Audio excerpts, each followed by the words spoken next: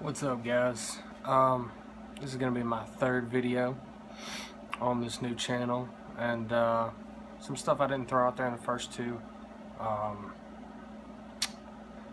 not gonna be like I'm not always a super talkative guy. I like to talk. None of these videos are gonna be edited perfectly. I'm not very technologically savvy on computers or anything like that, so this is just all off the top of my head. None of it's going to be edited back or anything like that. And yes, I'm going to use some strong language because that's what I do. And if you don't like it, get the fuck over it. But I'm hoping, the only reason I made this channel is to help other people and hopefully maybe even help myself. But this third video is going to be about the symptoms of depersonalization and derealization, or a really bad anxiety period. And to start it off, a lot of anything with depersonalization, derealization, having a tired mind period, your individual person is going to have different side effects, different symptoms, all that kind of stuff. Nobody's going to be the exact same on how it affects them. I want to say that first and foremost because so many people watch these videos or do all this research, and they're like, oh, I agree with a lot of these symptoms. They're me. This it's this is how I feel. But then there's a few symptoms on there that they have that nobody talks about, or that they can't find anybody that said anything about it. And like, oh, so maybe mine really is different. No, it's not different. It's just not everybody's is the exact same. First and foremost, don't get it twisted in your head, overthinking it like we all do, that you have some crazy 10 times worse individual version that you can't overcome or anything like that, because it's all the same, but yet it's all a little bit different, if that makes any sense. Like me personally, I have a lot more DP than DR. I have a good friend who also has a channel on here, Dylan Mangrum. If you haven't seen his, check it out. But he has a lot more DR than DP. But we talk a pretty good bit, bounce ideas off each other, and kind of share experiences and stuff like that. And though he has a lot more DR than DP, and I have a lot more DP than DR, there's many of our symptoms that are very similar or exactly the same. Though our experiences aren't exactly the same, there's still a very close connection in getting them put together, period. But overall, our symptoms are close. Not exact, but close. I mean, those of you who aren't really understanding what I mean, DP is the depersonalization, the feeling like, the numbness feeling like your body isn't real, the detachments from your personality, emotions. It feels like, you're numb. It feels like you have no emotions, that, your memories aren't yours, your thoughts aren't yours, and it's a terrifying feeling, because anything that messes with your individual identity is extremely troubling. Many people, when depersonalization, when it first hits, often are in the hospital having a panic attack because they're terrified that they're all of a sudden suffering from schizophrenia or multiple personality disorder, or something that's a lot more intense than simple very bad anxiety, and a very bad offshoot of anxiety, which is what DPDR is. But sorry about that. And DR is DP is depersonalization is a separation, is a detachment from yourself. You know, that feeling like you're watching yourself. You're looking at your body from a third person. You're thinking in third person, whatever. It's that. DR is your outside. You know, nothing in the world feels real. You feel yourself, but you don't feel, you know, you don't feel as if the rest of the world is real, or you know it's real, but it's a detachment from the rest of the world. You can't feel it. You can't get that emotional connection to it.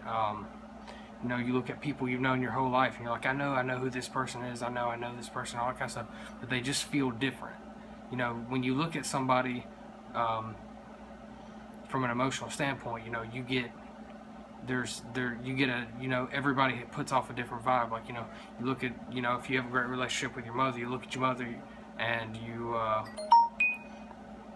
feel that love for her when you see her, or whatever, or whatnot. But when your DR is bad, like, because this whole thing affects your emotional ability to connect, you look at them and it's almost like you're looking at, you know that person, but it's almost like you're looking at somebody you don't know. It's very strange, and you know them, but emotionally you can't feel them, and it's hard to feel anything, because the whole DR DP is an offshoot of anxiety, is an offshoot of certain parts of your fight or flight reflex, and your fight or flight, you know, everything in your brain, certain parts of it aren't working up to par because your fight or flight's got them turned off or whatever, and so it's hard to think 100% rationally and all of that,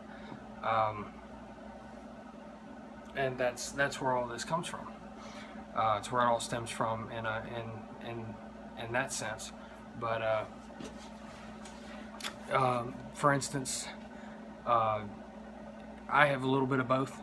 I have more DP than DR, but my DR gets worse when I'm driving. I get tunnel vision because I start to get the hyper awareness, that kind of fight or flight, that part of fight or flight where you start to get that tunnel vision and you start to really get focused and stuff. And it's really bad when I'm in a vehicle, and it's really bad when it's at night. But if I get out of the vehicle and I'm out in the open air or whatever, I'm fine. It could also have something to do with tinted windows makes it worse for me. I don't know why, but the DR aspect for me isn't like, you know, I don't have a whole bunch of visual distortion or anything. Things do get fuzzy for me sometimes. My eyes get real sensitive to light. I kind of get that tunnel vision effect, that tunnel vision feel, but you know, I don't get that things are larger or smaller than they appear, or nothing like that. And some people do, and like I said, that's another symptom. Don't I'm gonna reiterate again, you know, everybody's is different. Don't think that yours is worse or better or whatever. You know, don't think yours is 10 times worse, or that you're stuck this way forever just because you have some symptoms that are more extreme or different than everybody else, because everybody's brain reacts differently to stress.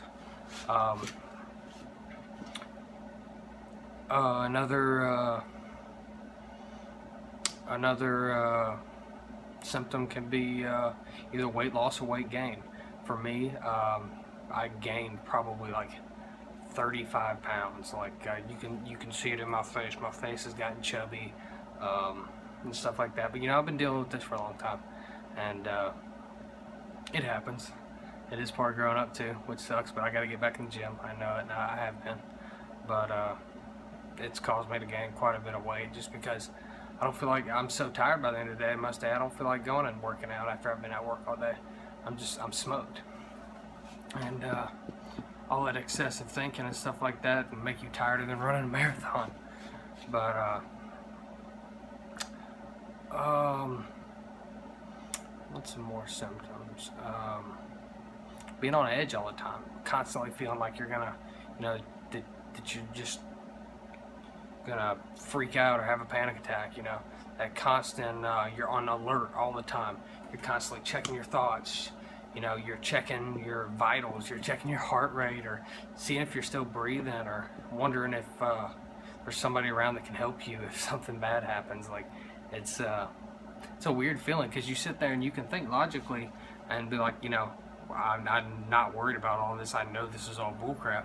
But at the same time, that fight or flight and everything is forcing your mind to keep it in the back of it, saying to keep you in that just in case mode.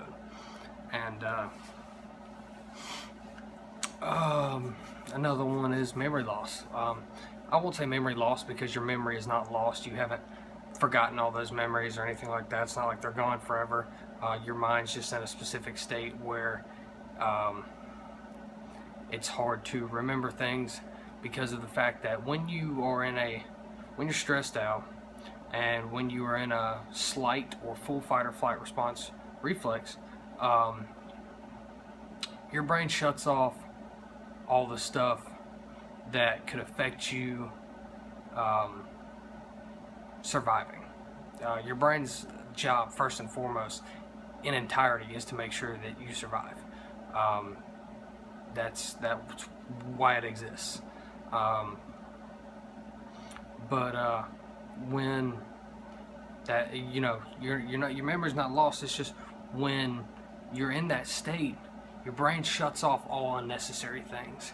You don't have to have all these memories and stuff to fight to survive. You don't have to be happy to fight and survive. You don't have to be mad to fight and survive. You don't need the memory of you eating a really good steak last night to fight and survive. It turns off all those ifs, ands, or buts, and it's survival mode is what it is. And you know, it's unfortunately one of those things that it has a purpose and it exists for a reason, but it can either save your life, or it can be highly unsettling and really fucked up, because it's not a lot of fun when it really feels like you're gonna die. But you can sit there and be like, you know, I know this is just my fight or flight response. I know it'll calm down in a minute. But everything in your being is saying, run, fight. You know, your heart's pounding. You can't hardly hear. Your vision's getting tunneled. Your hands are shaking. You know, it's intense, and it's meant to be. That's the reason that flow of